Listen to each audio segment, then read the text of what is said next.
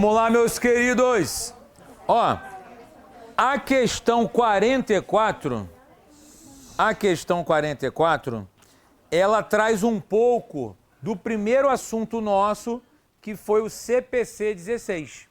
Só que agora sobre a forma de contabilização, tá? Olha a questão 44 aqui, ó.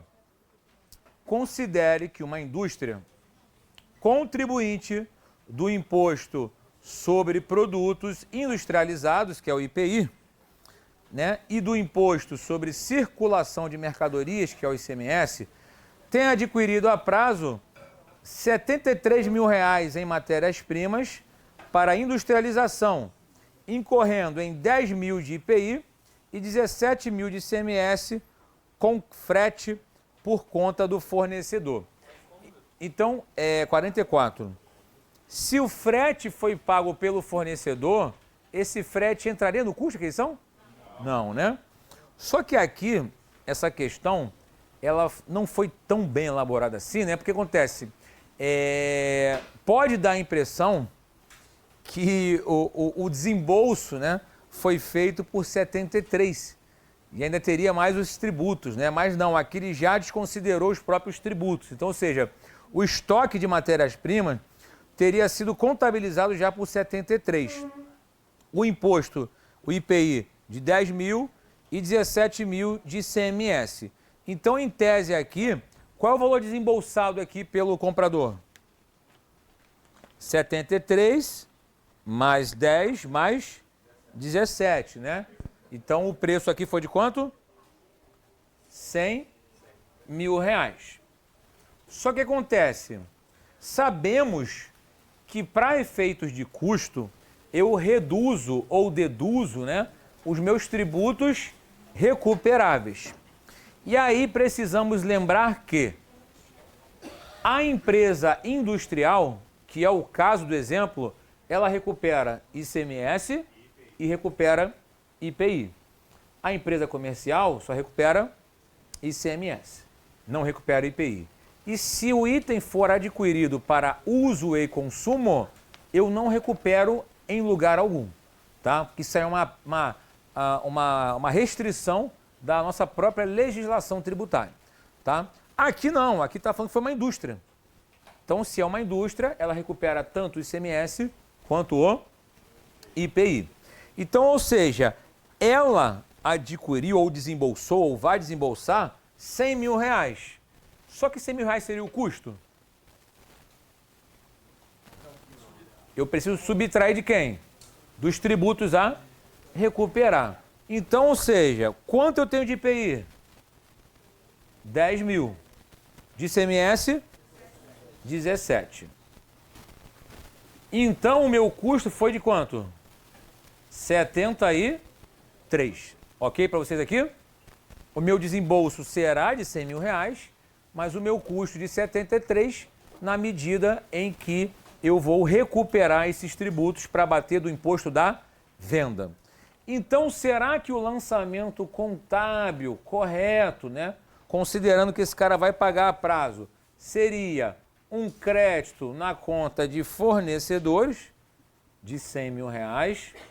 Será que um dos débitos seria em estoque de matéria-prima por 73, o outro débito, né, de IPI a recuperar no valor de 10 mil reais e o outro débito de ICMS a recuperar no valor de 17 mil reais. Estaria correto esse lançamento? O que vocês acham? Ou seja, o lançamento está correto. Por quê? Porque embora eu vá desembolsar 100 mil reais, e eu tenho um passivo de 100 mil, para efeitos de custo, eu deduzo do meu preço os tributos recuperáveis. Então, o meu custo efetivo vai ser de 73, tá? E eu tenho aqui, ó, vou botar aqui, ó, dois ativos novos, né? Que são o IPI recuperar e o ICMS a recuperar. Por que são ativos novos? Porque são direitos. Direitos? Sim. Direitos de compensar esse tributo da compra quando eu for vender. Legal? Tá? Então, ou seja, débito em estoque de mercadorias por 73, que equivale a seu custo, débito de um IPI a recuperar de R$10.000, que é um direito a utilizar esse imposto, débito de ICMS a recuperar de 17, que eu tenho o direito de usar esse imposto, e crédito, né, nesse passivo aqui, que eu estou aumentando o meu passivo. Repare que a banca, inclusive, colocou uma letrinha A, né? A de fornecedor, né? Tá certo? Tá certo, porque o A equivale ao lançamento que está recebendo o lançamento a crédito. Para eu saberia se esses impostos estivessem embutidos no valor, se ele falasse no enunciado. Então, eu comentei até aqui, eu acho que você tinha chegado agora aqui, né? Que esse enunciado não foi um dos melhores. Tá? Por quê? O correto seria o seguinte, olha só.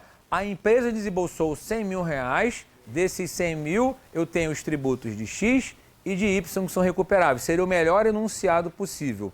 Por quê? Pode me dar a falsa impressão, quando eu leio, né, que eu adquiri esse cara por 73. Isso. O enunciado não ficou bom, tá, por conta disso. Então me daria ali uma margem de dúvida. Como a banca deu certo aqui, né, e não houve, a princípio, né, a questão anulada, né, o cara que fez o enunciado considerou que esse 73 já seria o custo do estoque. Né? Mas não foi o melhor enunciado, né? Como eu comentei. O certo era eu ter informado que o desembolso seria de 100, né, que esses impostos estariam incluídos já dentro dessa compra. Beleza? Tá? Oi? Esse aqui, 2-1, né? Terceira fórmula. Né? 2 ou mais contas devedoras e uma credora. Então, se fosse o caso, como é que o IPI da base de ICMS? Então, na verdade, né, o que acontece? Se fosse comercial, esses 10 mil aqui entrariam no custo do item, entendeu? Mas aí o ICMS também está na base fiscal do IPI? Não, o IPI é sempre por fora. O IPI é o imposto por fora, que vai acabar, né? O IPI e ICMS vão acabar, né? Mas o IPI é sempre o imposto por fora, entendeu? Então, ou seja, do preço que tem o ICMS já por dentro, eu cobro o IPI. Tá? Então, ou seja, mas não se preocupa com isso não, tá? A questão é a seguinte, se fosse uma empresa comercial comprando mercadorias para revenda e tivesse o IPI, ela não recuperaria o IPI. Aí então o custo dela seria 83. Aqui 83, não recuperaria o IPI, e o ICMS normalmente os 17 aqui. Beleza? Tá? Só ficar atento mesmo se é uma empresa industrial ou comercial. Ok? Tá? Então 44 aí está certa, né? Mesmo com o enunciado não tão bom. Maravilha, maravilha, maravilha. Vamos lá. Depreciação, né? Vamos falar um pouquinho de depreciação de novo aqui, né? Agora que eu vi aqui que tem um monte de questão da primeira aula aqui.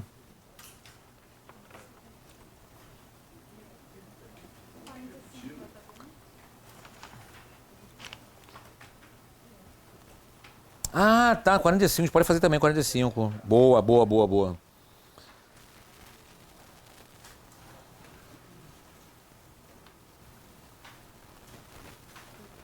Considerando aqui esse lançamento contábil, inclusive, a gente pode aqui já pensar na 45, olha só.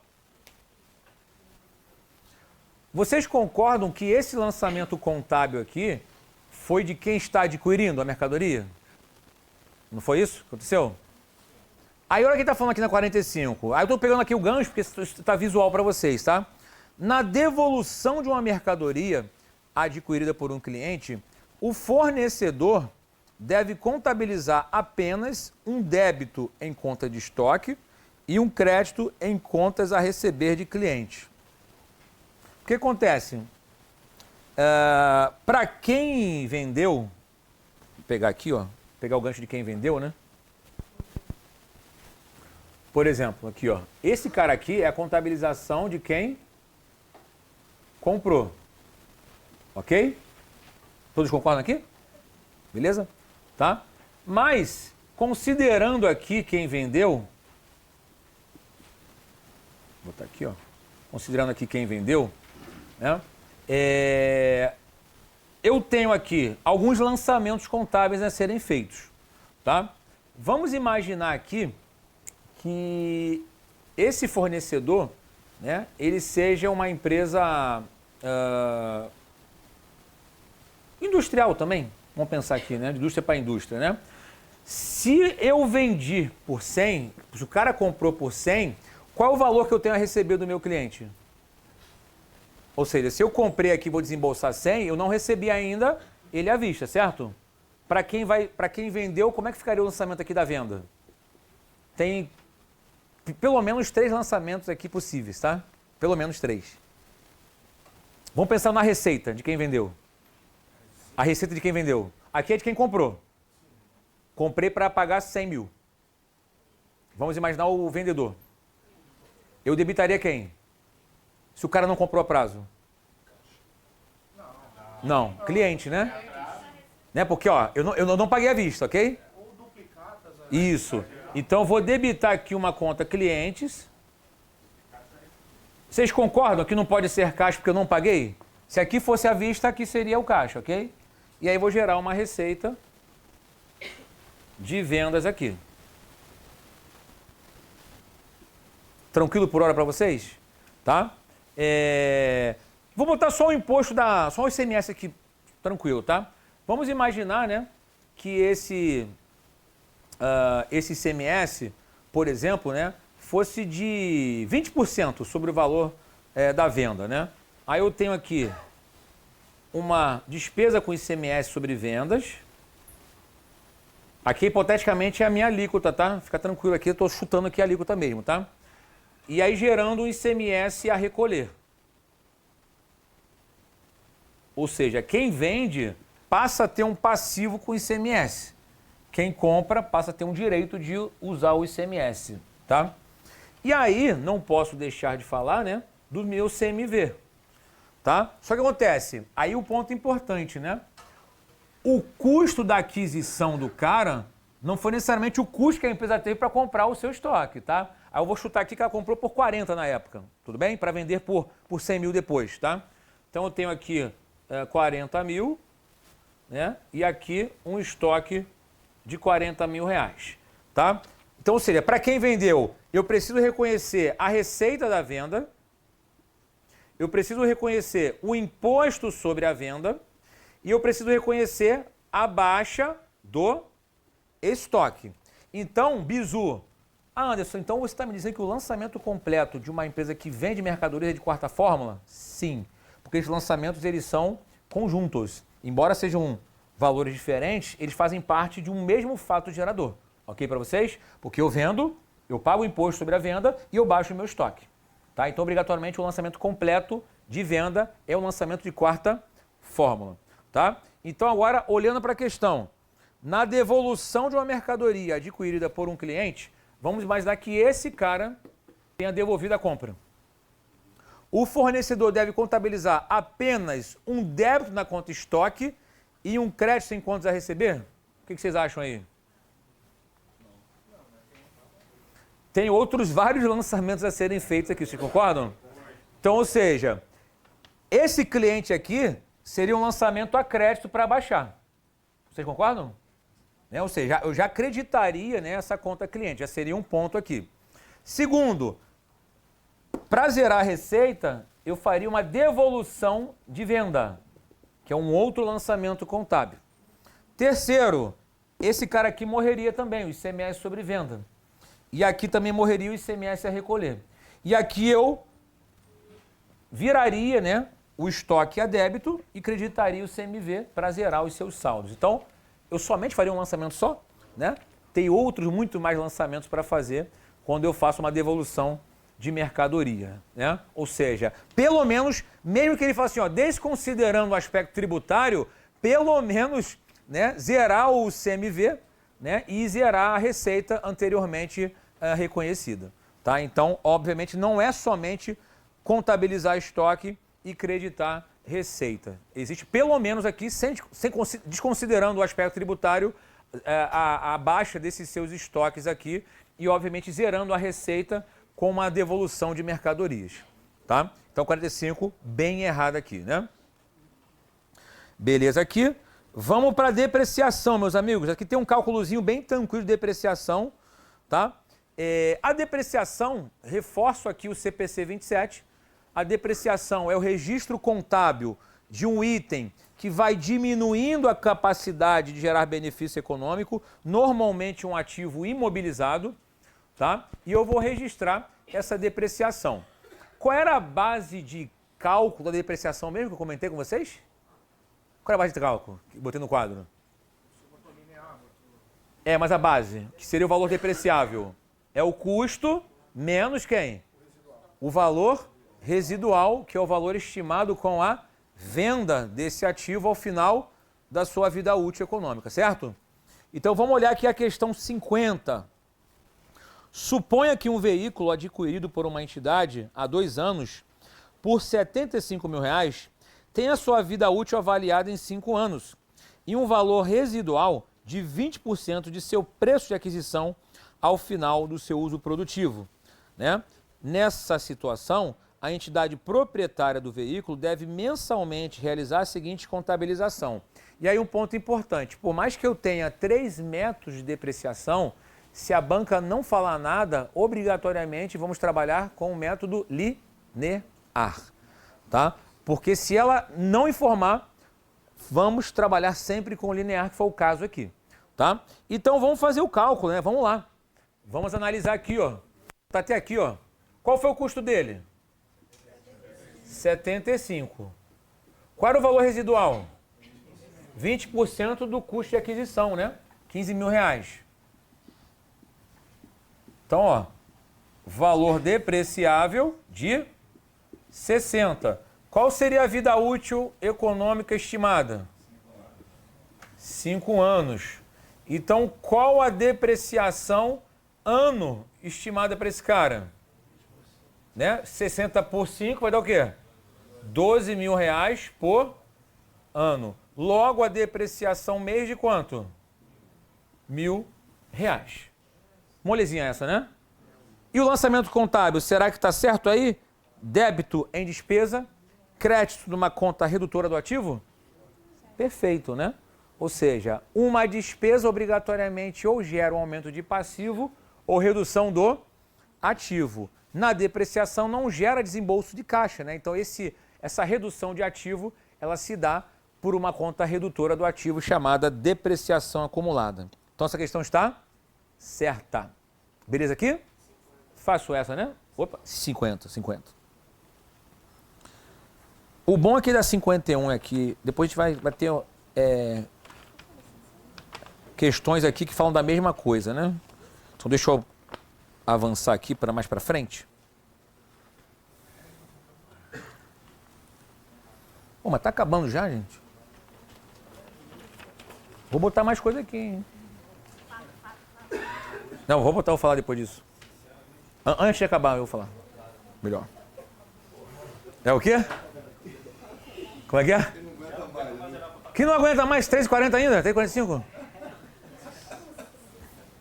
Ó, que hora aqui? Ó, tem que falar sobre o CPC 04 ainda, ó. Vamos lá. Então vamos lá, olha só. 63 é molezinha. Ó, vamos brincar uma de questão fácil aqui, ó. 63. Eu posso afirmar que representação gráfica patrimonial é o mesmo que balanço patrimonial? O que é uma representação gráfica patrimonial, meus queridos? É eu entender que o meu patrimônio ele se divide justamente com essa estrutura. Ou seja, ativo de um lado, né, que são meus bens e direitos, as minhas obrigações com terceiros do outro lado e o valor residual aqui, que é o PL. Isso é representar graficamente o patrimônio. Mas eu posso afirmar que essa representação gráfica é necessariamente o balanço patrimonial? Claramente não.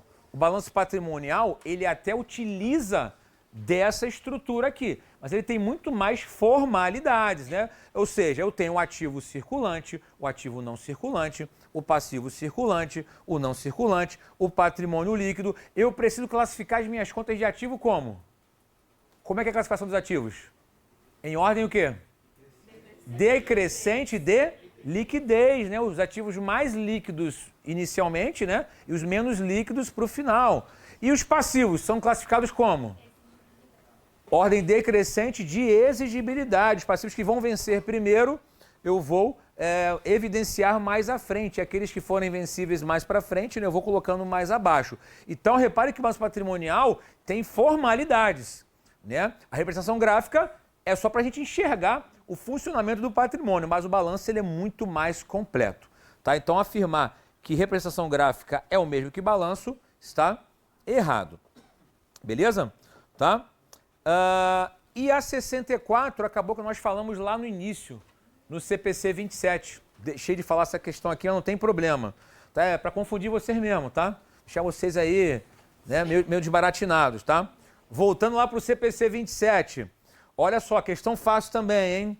Uma entidade será levada a cessar a depreciação de um item de imobilizado que ainda não tenha sido baixado, tá? E que não esteja totalmente depreciado quando? O que eu botei ali no quadro mais cedo? Quais são os dois motivos que levam a cessar a depreciação? Quais são os dois motivos? Baixa e quando ele for mantido para venda. Olha o que ele está falando ali, ó. Uma entidade será levada a cessar a depreciação que ainda não tenha sido baixado e que não esteja totalmente depreciado quando o ativo for classificado como mantido para venda. Então, letra A. Então, repare o seguinte, ele não está totalmente depreciado, mas na medida em que eu mantenho para venda, ele não vai fazer mais sentido constar no imobilizado, que o imobilizado não é um ativo para eu vender. Então, se eu quero vender, eu reclassifico ele como um ativo não circulante mantido para venda, e ele fica onde no meu ativo?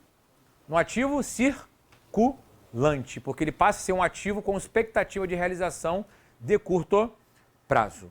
Perfeito? Então, por isso que eu cesso a depreciação em um desses momentos.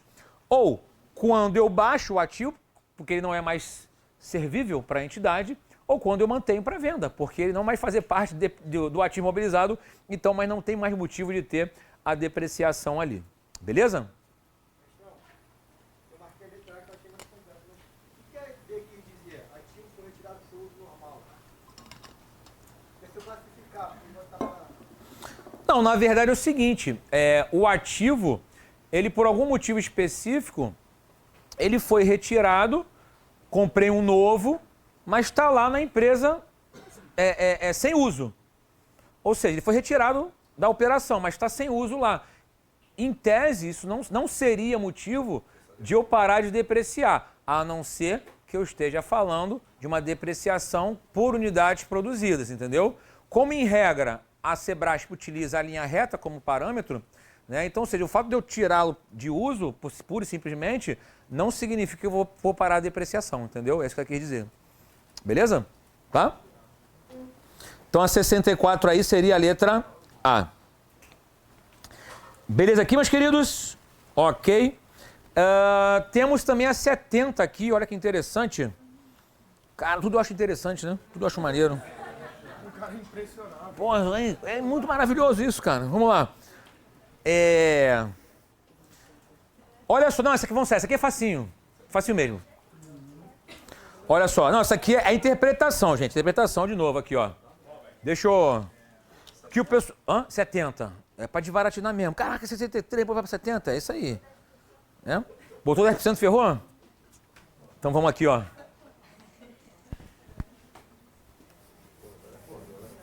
Opa! Não, mas é o padrão mesmo. Chegando perto da hora de sair, vocês ficavam dando uma despertada aí. Boa. Vocês estão amanhã? De quem? De quê? Português? Isso, é mais difícil que contabilidade. Mais difícil.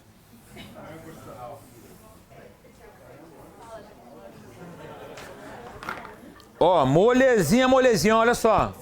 Fiquem atentos aqui, ó. Comprei o ativo por quanto? R$1 milhão. Qual é o seu valor residual? 10% sobre o valor de aquisição. Então aqui é quanto? 100 mil, certo? Valor depreciável de quanto é? 900.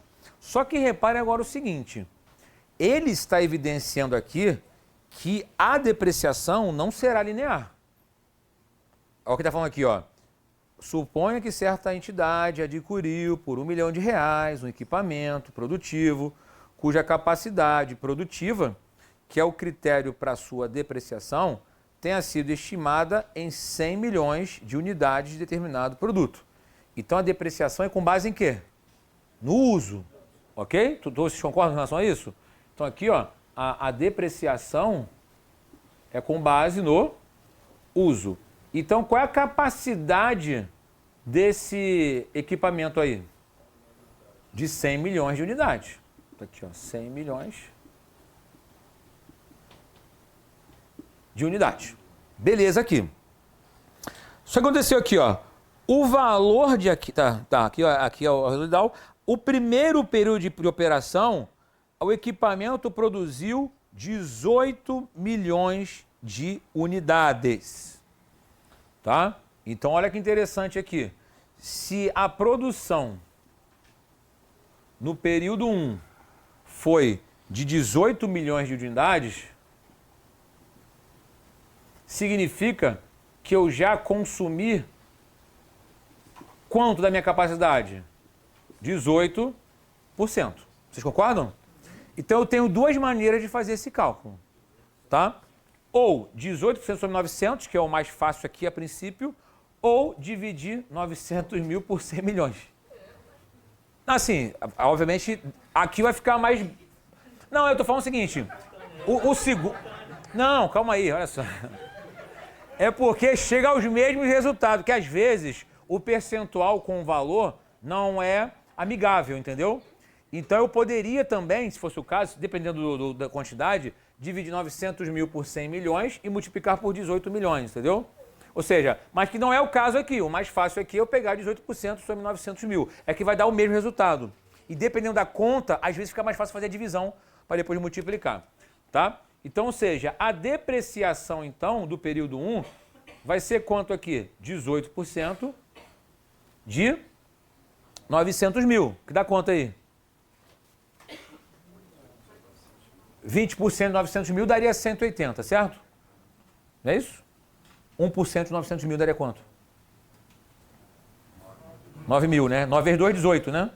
Então teria aí 180 menos 18, certo? Então 180 menos 18 dá quanto? 162, certo? Não é isso? Então 162. Beleza? E aí, tá? Um ponto importante aqui, cara. Aqui é um ponto que a maioria das pessoas erram, tá? O valor contábil do equipamento deve ser de 738 mil reais? O que vocês acham? O valor contábil diminuindo essa depreciação aqui?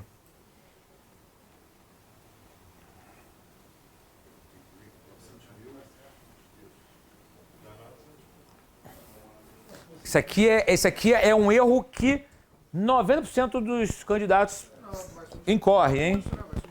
Então, olha só. Se eu for pegar o valor depreciável e diminuir desse cara aqui, vai dar quem? Os 738, mas isso estaria errado. Porque eu tenho que pegar o valor do custo. Custo menos esse cara aqui. Então, o certo é dar o quê? 838. A maioria pega quem? O valor depreciável. Meus amigos, o valor depreciável é somente a base de cálculo para depreciação. O meu valor contábil de aquisição é de quanto? É de 1 milhão, galera. Então, o meu valor contábil após depreciação é o custo menos a depreciação. Lembra que é custo menos depreciação? A maioria pega o valor de 900 e diminui de 162 e iria achar os 738. Então, a banca, ela direcionou para o erro, né? E a maioria, de certa forma, acaba indo nesse erro aqui. Ok para vocês? Tá? Então, a 70 aí tá errada. Beleza? Ok? Show de bola?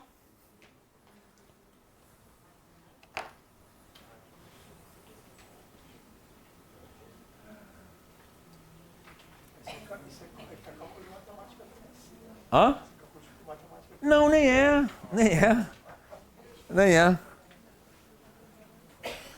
Ó, então falta, para a gente finalizar, a parte introdutória, objeto, objetivo, finalidade, CPC 04, e vou dar uma palhinha sobre fatos permutativos, modificativos, fatos mistos, tá? Pra gente fechar aqui. Que vai ser o tempo mesmo aqui, que já são 4 horas, tá? Eu acho que a gente não fala mais de lançamento contábil, então eu vou apagar também essa parte aqui, ok? Beleza? Para ter mais espaço. Mas vão no ônibus, no metrô, no carro, olhando isso aqui, hein? Olhando lá, olhando. Nada, não tem pergunta assim. A parte de estruturação é isso aí ou é outra coisa? Estruturação, nós falamos a parte, vamos dizer assim, conceitual, que é onde tem lá as formalidades extrínsecas e extrínsecas. Os lançamentos fazem parte da estruturação, né? Primeira fórmula, segunda fórmula, terceira fórmula. E os próprios lançamentos contábeis, eles fazem parte da escrituração, entendeu? Então tudo isso que ele está falando faz parte da escrituração, tá?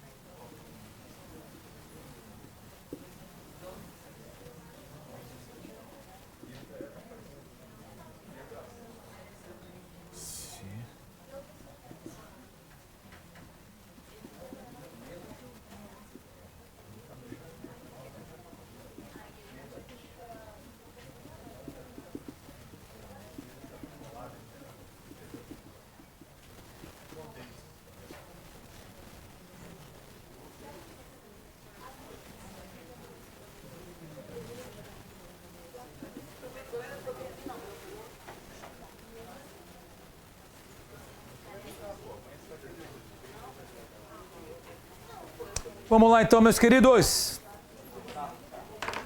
Bom, ativo intangível. Cara, Sebrasp pede muita questão sobre esse assunto, inclusive na última prova caiu, né? A questão do intangível. Então, é importante ressaltar que muita coisa do CPC de imobilizado também serve para o intangível, tá? Ou seja, o imobilizado sofre depreciação e o intangível sofre amortização. Mas qual a diferença? Que a depreciação ela tem relação com o ativo corpóreo, que ele vai se deteriorando com o passar do tempo. E a amortização é a redução de benefícios econômicos de um ativo intangível, que ele não tem substância física, então não se deprecia, não existe, né? Depreciar a marca, por exemplo, uma patente, não existe isso, tá? Então eu tenho a amortização, tá? Então o CPC 04, que trata de ativos intangíveis, né? E aí quais são as características, né, para o item ser intangível? Não ter substância física, né? Ele vai gerar benefício econômico de qualquer forma, né? Só que ele, para ser intangível, ele precisa ser identificável separadamente, tá? Mas qual é a lógica disso? Por exemplo, esse notebook aqui, ele tem um Windows, né? Ou Linux, né? Eu acho que é o Windows que tem aqui, sistema operacional. Ou seja, eu não consigo dissociar o sistema operacional do computador. Então, eu não posso falar que o Windows aqui é um ativo intangível. Por quê? Quem é mais importante aqui? Certamente é a máquina, é o notebook. Então, o notebook que já vem com o Windows, ele vai ser reconhecido no imobilizado. Não o Windows como software. Tá? Por quê? Porque eu não consigo identificar separadamente esse software.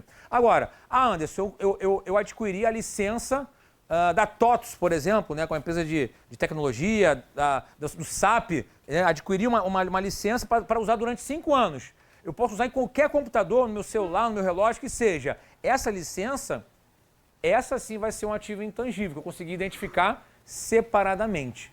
Tá? Então, para eu poder efetivamente classificar como intangível, eu preciso identificar separadamente, ele precisa gerar benefício econômico individualmente falando. Então, por exemplo, alguns softwares são intangíveis, marcas são ativos intangíveis, patentes, direitos autorais, direitos de concessão, né?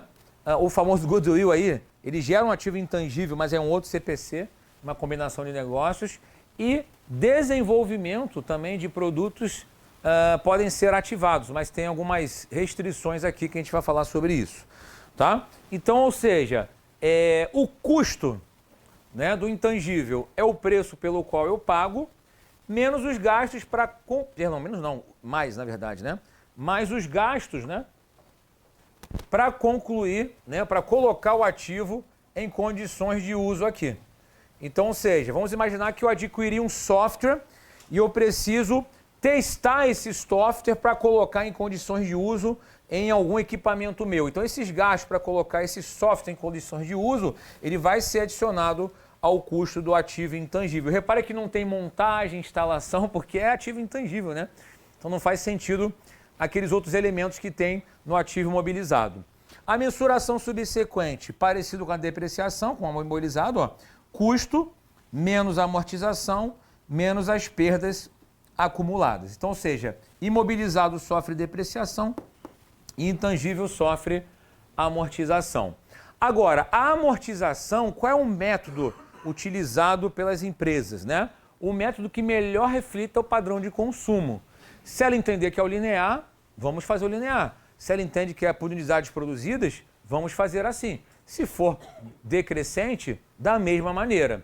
Agora, um ponto importante, eu só posso amortizar ativos que têm vida útil definida.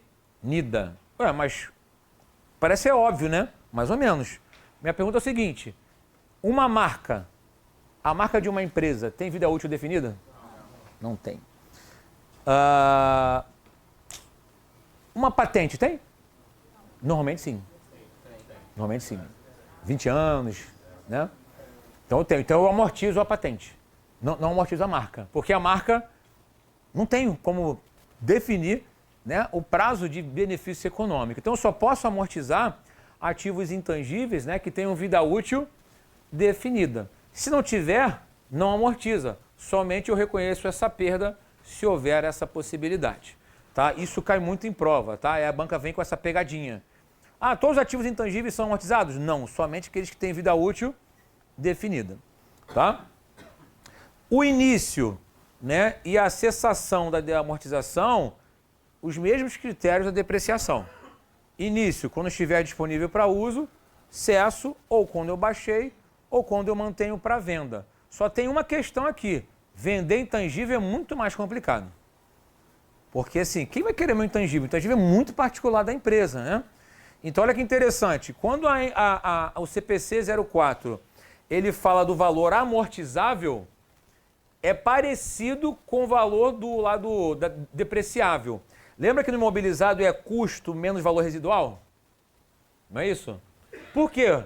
Porque subentende-se que um ativo imobilizado ele é mais fácil de vender. Mesmo que a empresa não utilize mais aquele ativo. Por exemplo, um veículo. Por mais que ele seja velho, tem sempre alguém que vai querer comprar. Uma máquina, por mais que ele seja velho, tem sempre alguém que vai querer comprar. Eu garanto para vocês aqui que se a Degrau Cultural quisesse vender esses bancos aqui, ia ter comprador. O valor ia ser mixaria, mas ia ter comprador. Agora, o intangível já é diferente. Olha o que o CPC 04 fala. Ó. O valor amortizável é a diferença entre custo e o valor residual. Só que esse valor residual, a regra é que ele seja igual a zero. Por quê? Pela dificuldade em conseguir vender um ativo intangível. Então, em regra, as empresas acabam adotando o valor residual igual a zero para ativo intangível. Por quê?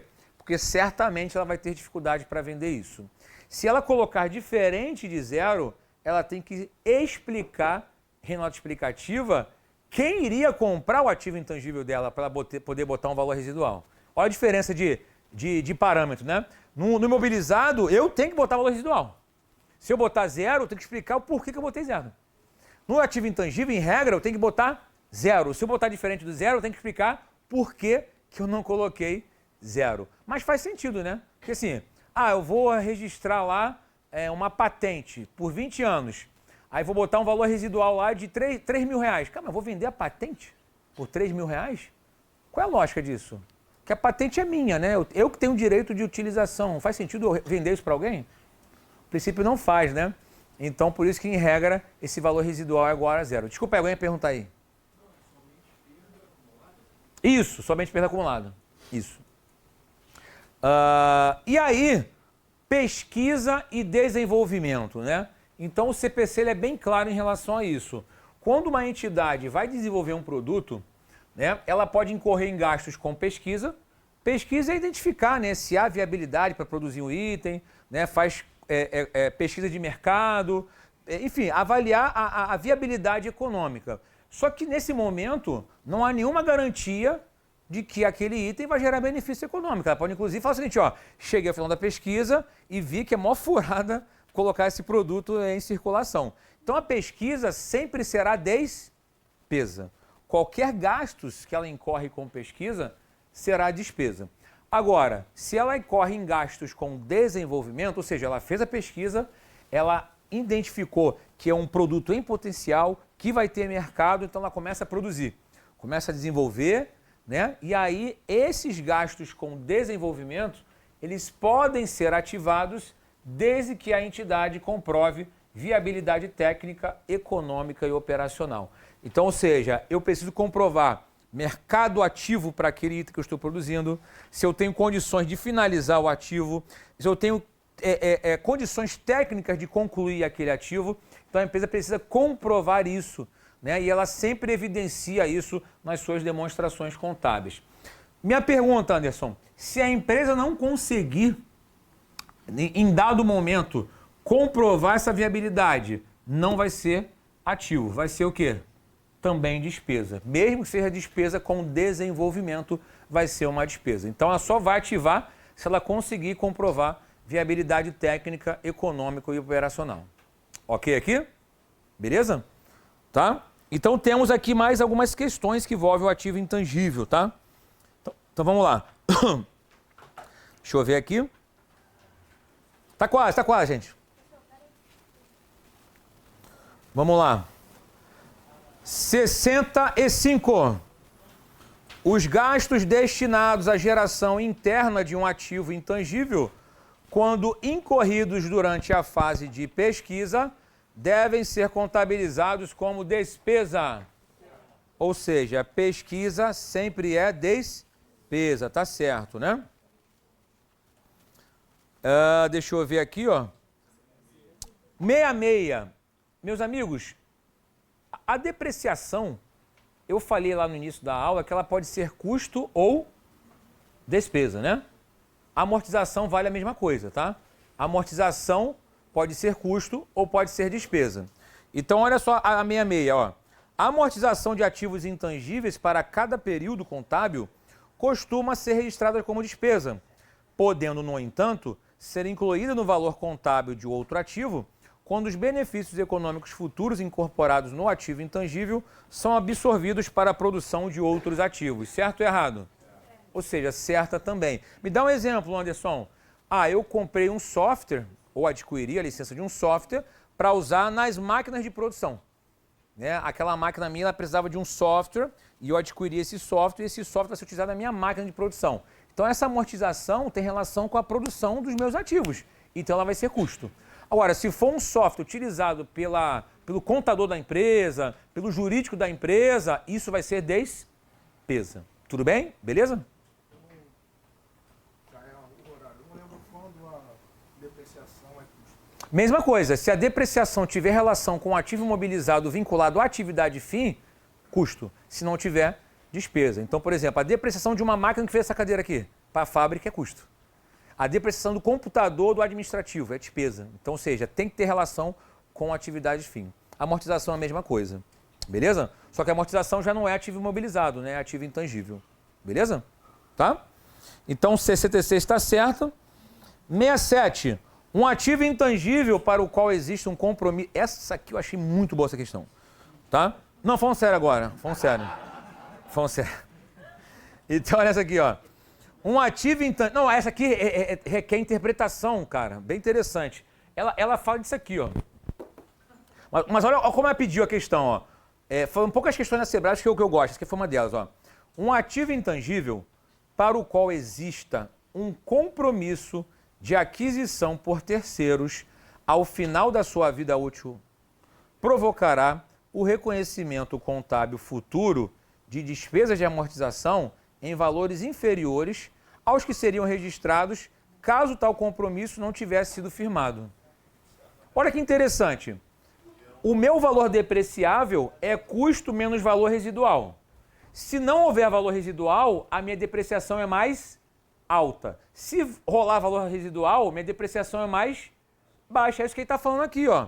Então, ou seja, se eu tiver um valor residual, que é o compromisso de terceiros em adquirir, a amortização vai ser mais baixa do que se eu não tivesse valor residual, porque minha base vai ser menor aqui se eu tiver o valor residual, perfeito? Tá, então, ele quis dizer em outras palavras isso. Então, questão certíssima essa, 67. Vocês conseguiram visualizar essa? Ou já não estão mais em condições de visualizar nada? Né?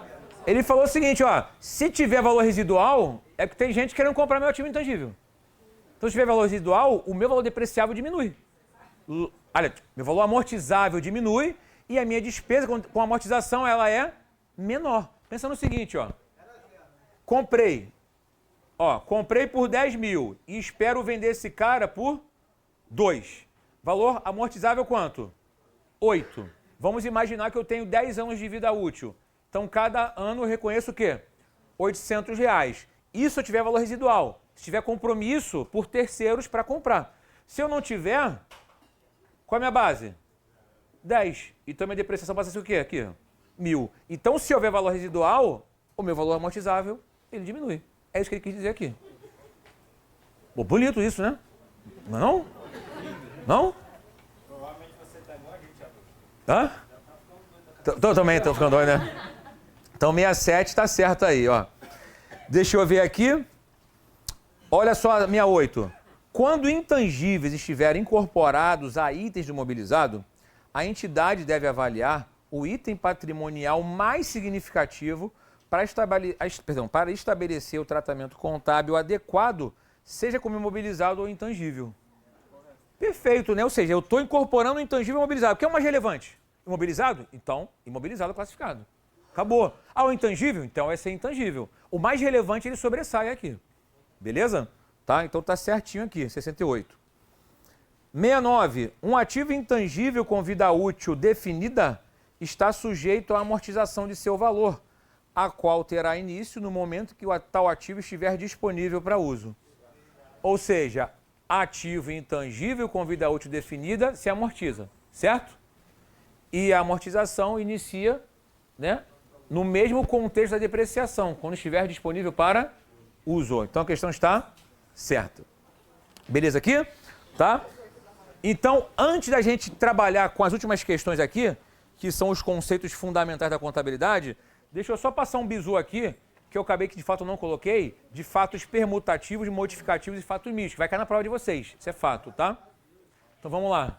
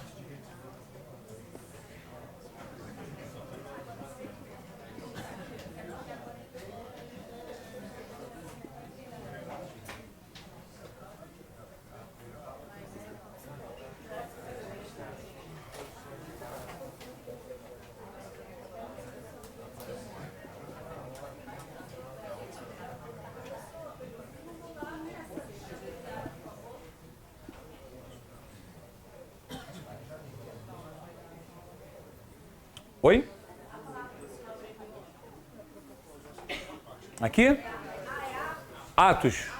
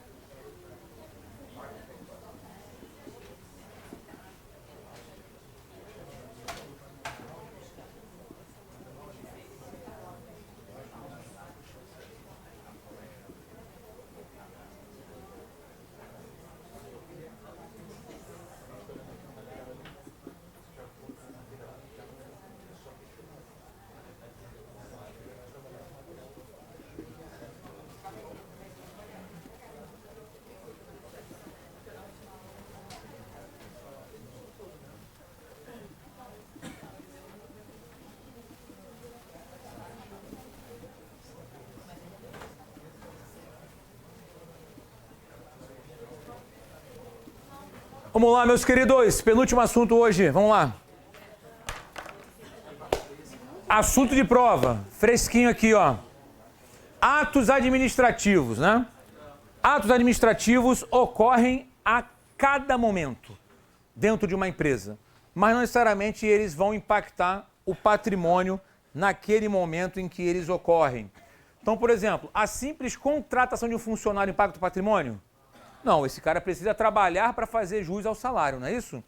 Ou seja, contratação de seguro. Se eu não tiver pago nada pelo seguro ali ainda, só o fato de eu contratar o seguro, isso gera o impacto no patrimônio? Também não, tá? O fato de eu ser fiador de alguém. Alguém já foi fiador de alguém aqui? Já foi? Furada, né?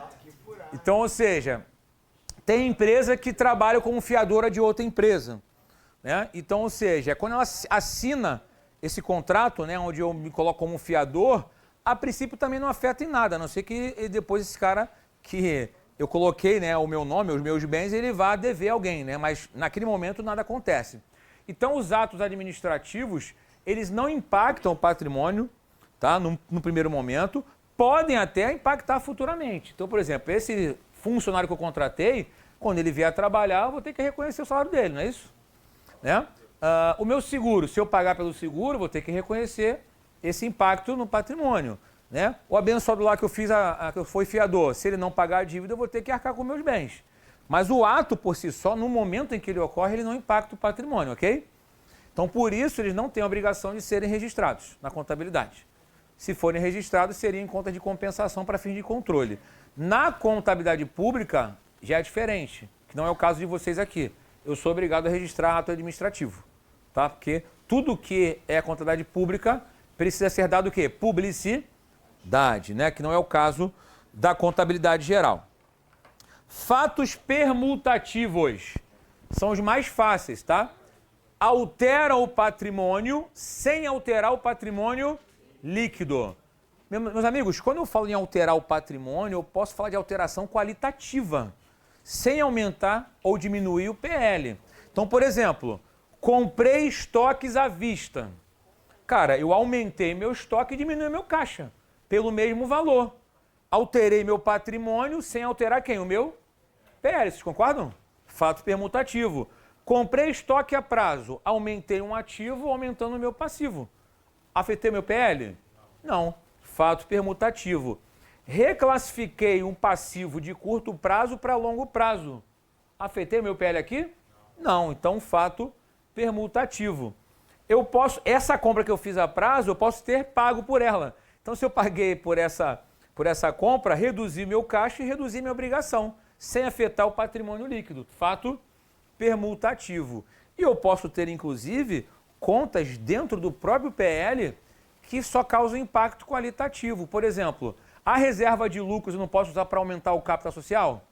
Então, ou seja, se eu pego o valor da reserva que já estava no PL e aumento o capital social que já estava no PL, eu zero minha reserva de lucros e aumento o capital social. Qual é o efeito no PL? Nenhum. Tá? Então, ou seja, permutativo, altera o meu patrimônio sem alterar o PL. Ok? Aqui para vocês? Beleza? Fato modificativo. Sebrasp, graças a Deus, mudou seu entendimento, pelo menos até as últimas provas. Espero que não mude do ano para a PF, né? Então, ou seja, para ser modificativo, eu vou ter um fato que altera o meu PL para mais ou para menos, independentemente se estiver falando de conta de resultado. Porque em 2021, ela entendia que só poderia ter um fato modificativo se houvesse conta de resultado, se houvesse uma receita ou uma despesa. Eu nunca concordei com isso.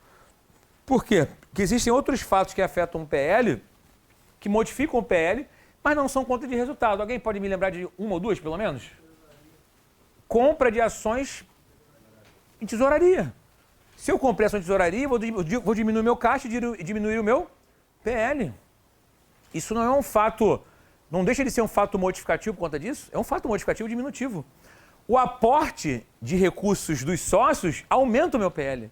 Isso é um fato modificativo. Então, que bom que agora ela já entende que não necessariamente é somente conta de resultado para ser fato modificativo. Ok para vocês em relação a isso? Agora, onde está a diferença aqui? Fato misto para o fato modificativo, é onde o pessoal tem mais dúvida aqui.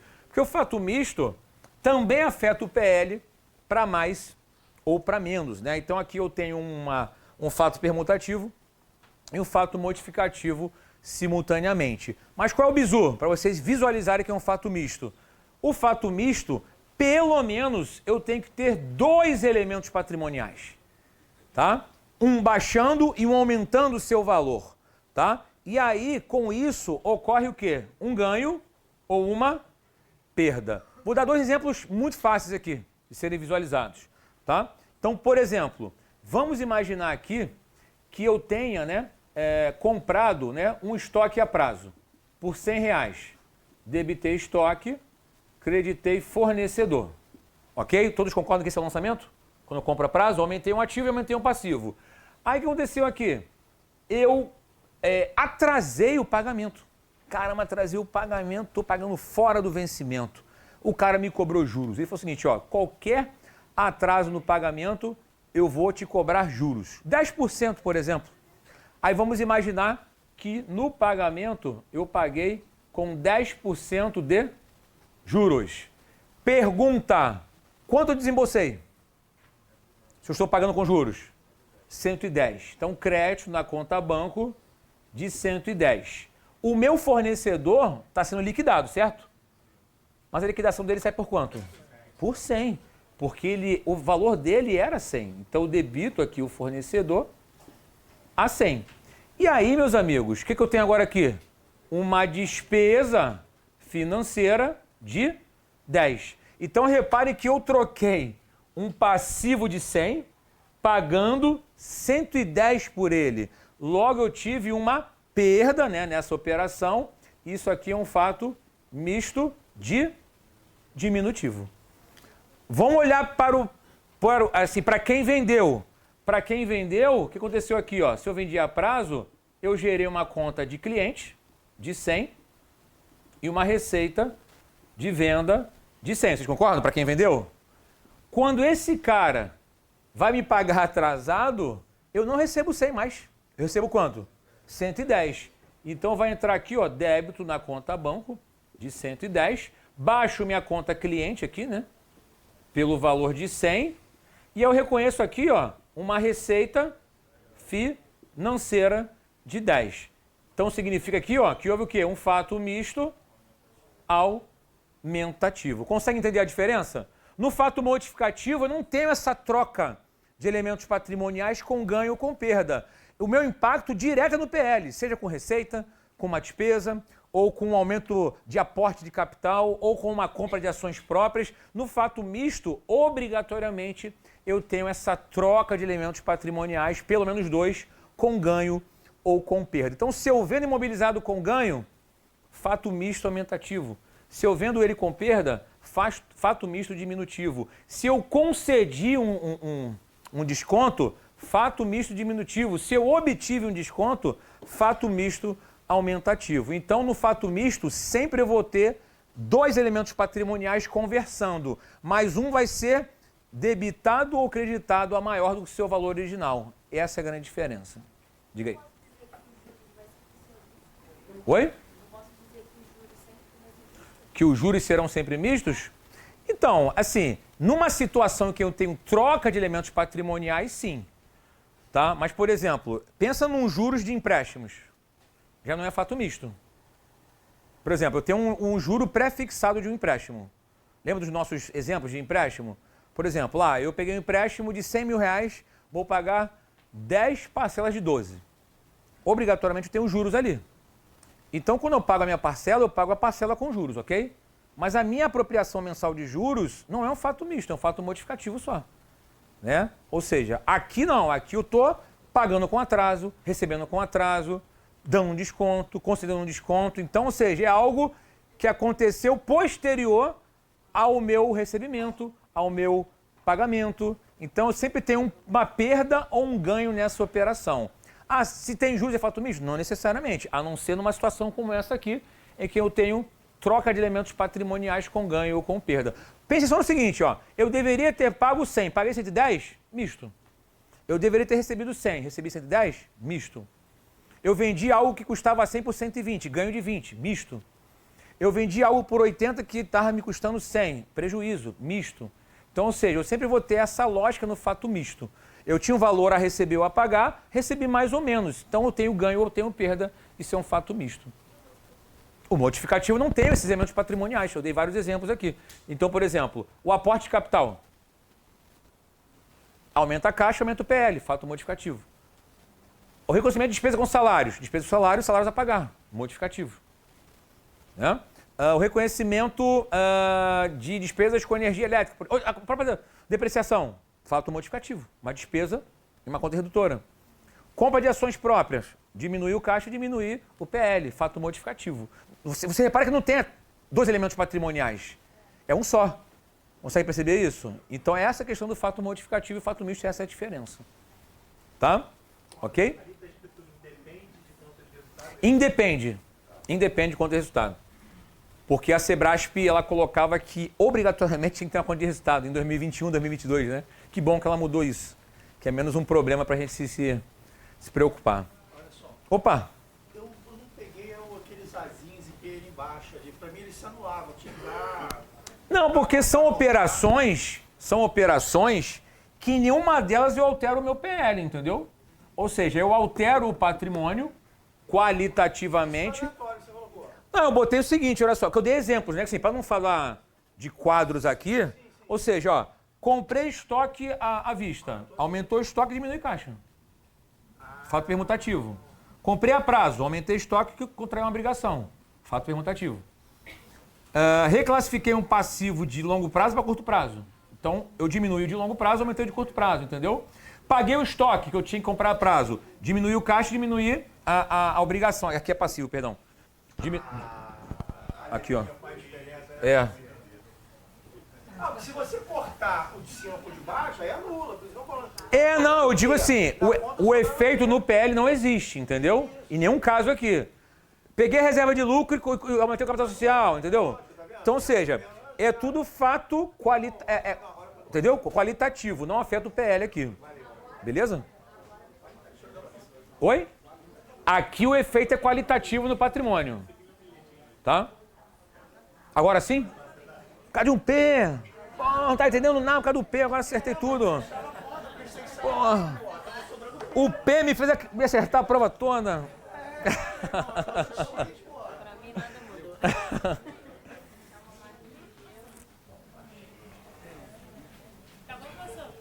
Não, falta só a última parte agora. A gente vai acabar no horário aí. Não, que isso aqui não tinha questão. Isso aqui não tinha questão. Agora o restante é tudo da mesma coisa só.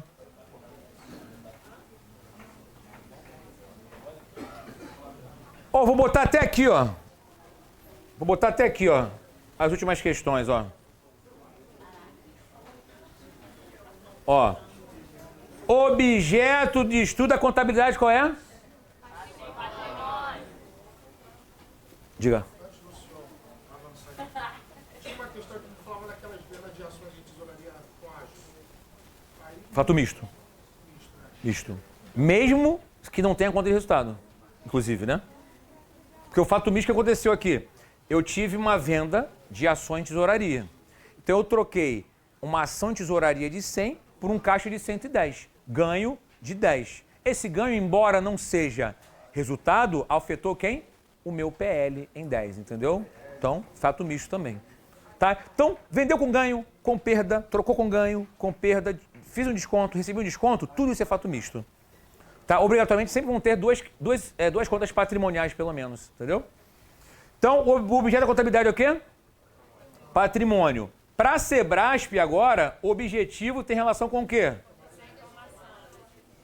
Gerar informação no processo de tomada de decisão. E finalidade, qual é agora a lógica da Sebrasp? Ou seja, tem que mencionar patrimônio, ou seja ele controle, seja ele registro, seja ele apuração de resultado. Então, ou seja, a Sebrasp, ela criou um novo conceito para ela. Só ela tem esse conceito, que o objetivo é diferente de contabilidade. As outras bancas, a princípio, não têm essa distinção. Então, para a Sebrasp, o objetivo da contabilidade é fornecer informação útil no processo de tomada de decisão. Finalidade já tem a ver com controle patrimonial, registro, né, dos fatos que geram efeitos no patrimônio, apuração de resultado, de riqueza. Então, falou em objetivo, foca em fornecer informação útil no processo de tomada de decisão. Então, é uma nova interpretação que a Sebrasp passou a ter de uns anos para cá, tá? Controle, registro e apuração, tá? Então, vamos lá aqui, ó. 51. O objetivo da contabilidade é estudar o sistema de riqueza administrativa? Esquece. Viu gerar informação para tomar decisão? Não viu, então está errado, né? Então 51 está errado. 52. O objetivo fundamental da contabilidade é fornecer informação que auxilia a tomar decisão? Sim. Então certa. O objeto da contabilidade, na teoria contábil atual, é mais do que o conjunto de bens, direitos e obrigações de propriedade da entidade. Ótima questão essa, né? Porque o foco não pode ser somente na propriedade, sim no controle, né? Então tá certa também. A razão de ser, aí o ponto importante, razão de ser para a Sebrasp...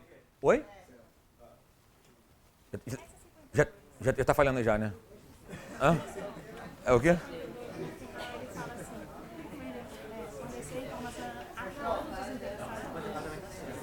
Cadê aqui? Opa, olha só, boa! 52, vamos lá, vamos botar 52 aqui, ó. 52, vamos lá. Olha, eu querendo apressar por causa de vocês, ó. Vocês estão me levando a erro aqui, ó. Então vamos lá, olha. 50, eu não fui olhar o final, olha só. Ó, objetivo fundamental da contabilidade hoje é fornecer informação que auxilia a tomada de decisão. Até aí estaria certo, mas ele colocou no final assim, ó, a todos os interessados. Isso que está errado, porque a contabilidade gera informação somente para os seus usuários, né? Eu fui ler rápido aqui, esquecido a todos os interessados. Então, marquem errada nessa aí, por favor, tá? Se ela tivesse até o econômico-financeiro, estaria certa, né? A contabilidade não gera informação para qualquer pessoa. Sim, não, concordo. Caiu esse ano essa questão, tá? Caiu esse ano. Inclusive, é uma questão da PCDF, se não me falha a memória, tá? Que gerou uma polêmica gigantesca, porque o enunciado dela não foi bem feito aqui, tá? Se ele fala a todos os usuários da informação, ótimo. A todos os interessados... por isso que eu falo assim, não foi uma questão bem desenvolvida. Ela considerou errado aqui, por hora, tá? Oi? Anulou, deixa eu ver aqui. Porque, na verdade, o objetivo... Assim, em tese, o objetivo tem relação justamente com a geração de informação no processo de tomar de decisão. Como ele não colocou nada em relação a isso, eu daria como errada. Eu, sinceramente, nem sabia que ela tinha anulado essa questão, tá? Mas eu marcaria como errado, tá? Porque riqueza administrativa e tal parece ter mais relação com a finalidade, que é controle, registro, apuração, né? Ou seja, para mim já estaria errada. Então, se ela anulou, é assim, é bingo também, foi, né? Foi, tá? Show. Então, 53 ok para vocês? 54, tá? A 53 está certa. 54, ele considerou que a palavra razão de ser da contabilidade tem relação com o objetivo, tá? Então, de novo, não gostei dessa questão, porque ela não é clara em relação se é objetivo ou finalidade, mas a banca deu como certa, tá?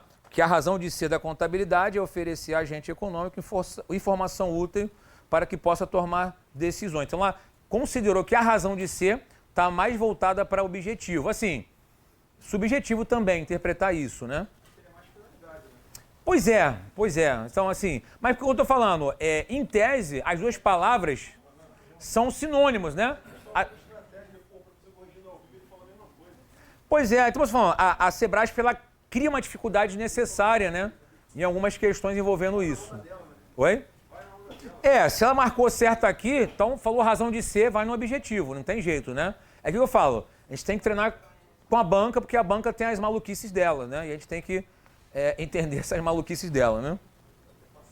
55, né? A contabilidade tem por objetivo fundamental... 54... A 54... Tá. 55... B de bola, né? Fornecer informações úteis aos usuários para a tomada de decisão. 56. O objetivo da contabilidade, em sua concepção contemporânea, é o fornecimento de informações relevantes para a tomada de decisão dos usuários dessas informações. Agora ficou legal essa, né? Dos usuários, né? Pô, aí ficou legal.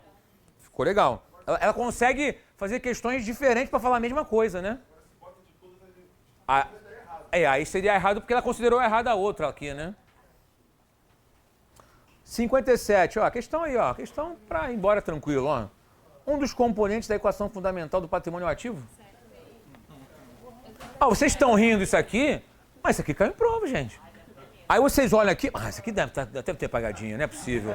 Aí vão querer achar pelo em ovo aqui, mas vão ter questões fáceis, tá, gente? Aí o cara deixa em branco, porque não é possível que eu não estou conseguindo ver isso aqui, né? Então fiquem atentos a isso, tá?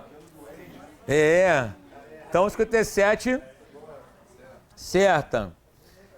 58, a contabilidade é a ciência social que estuda e controla o patrimônio das entidades com o objetivo de fornecer informações sobre sua composição e a variação que sejam úteis, né, ao tomador de decisão.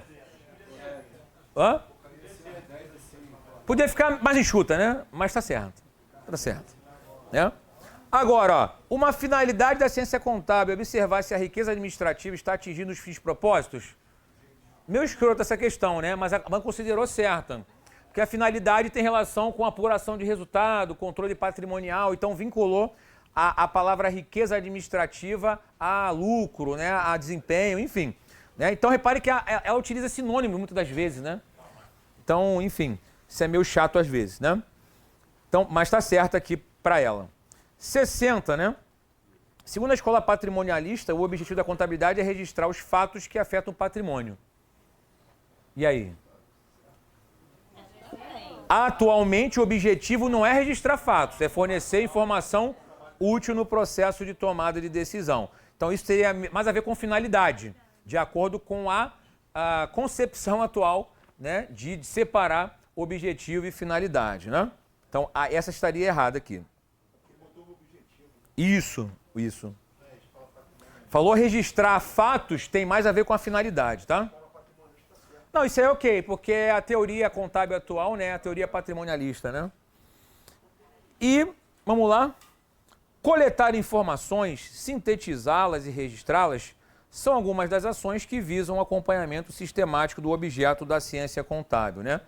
O objeto é o patrimônio, né? Se a gente for parar a pensar, né? Para poder fazer todo esse controle, registro, né? Eu coleto, sintetizo e registro, né? Essas ações. Então, a princípio, não vejo nenhum problema nessa questão aqui. A banca considerou como certa, tá? E 62...